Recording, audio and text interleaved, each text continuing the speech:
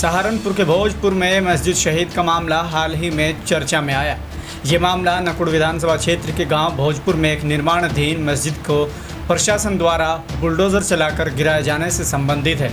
इस घटना ने स्थानीय स्तर पर तनाव पैदा कर दिया और राजनीतिक हलके में भी इसकी गूंज सुनाई दी। नंबर 1 तो अनुमति का नहीं मुझे समझ में आया, क्योंकि रिलीजियस एंडोर्समेंट एक्ट के अंदर किसी जगह अनुमति का जिक्र नहीं है। अगर आपने डिमोलिश किया तो डिमोलिशन का ऑर्डर होगा। आप कह रहे डिमोलिशन का हमने ऑर्डर ही नहीं किया, तो फिर डिमोलिशन क्यों किया अगर आपने ऑर्डर नहीं किया? 29 मई 2025 को भोजपुर गांव में एक निर्माणाधीन मस्जिद को प्रशासन ने बुलडोजर चलाकर ध्वस्त कर दिया। ये कार्रवाई बिना किसी पूर्व नोटिस के की गई। जैसा कि कुछ स्थानीय लोगों और नेताओं का दावा है, प्रशासन ने इस कार्रवाई को अवैध निर्माण के खिलाफ बताया है। हालांकि अभी तक कोई आधिकारिक आदेश या दस्तावेज सार्वजनिक रूप से सामने नहीं आया जिससे ये कार्रवाई वैध ठहराई जा सके।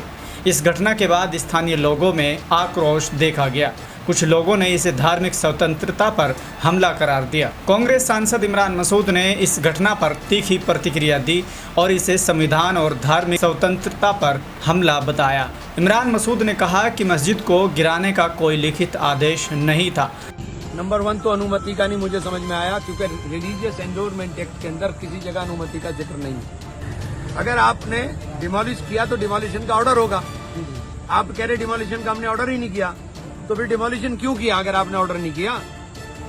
आपको डिमोलिशन का ऑर्डर करने से पहले उसको पोर्टल पर डालना पड़ता।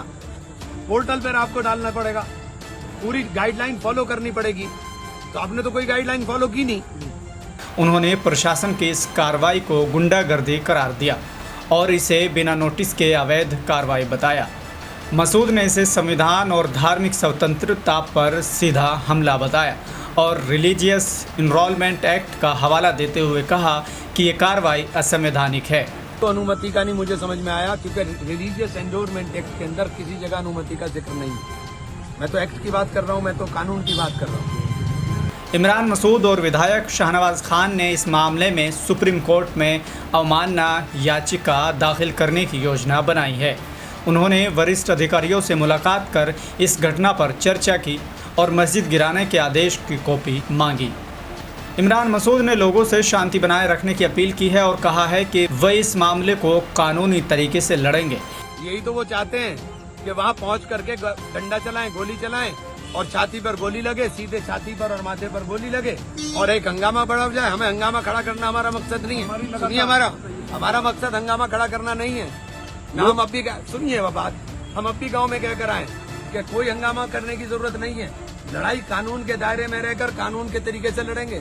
सुप्रीम कोर्ट जाएंगे, सुप्रीम कोर्ट में इसके अंदर रिट फाइल करेंगे, कंटेम्प्ट के अंदर हाई कोर्ट जाएंगे।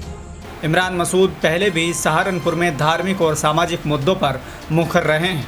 हाल ही में उन्होंने संभल में सर्वे मामले में भी पुलिस कार्रवाई की आलोचना की थी और पुलिस पर हत्या का मुकदमा दर्ज करने की मांग की थी। शेखपुरा कदीम में भी एक अन्य घटना में पथराव और अराजकता के बाद इमरान मसूद ने पुलिस से बेकसूर लोगों पर कार्रवाई न करने की मांग की थी। इस तरह की घटनाएं सहारनपुर में धार्मिक तनाव को बढ़ाने का कारण बन रही है और इमरान मसूद ने इसे बार बार धार्मिक स्वतंत्रता पर हमला करार दिया है।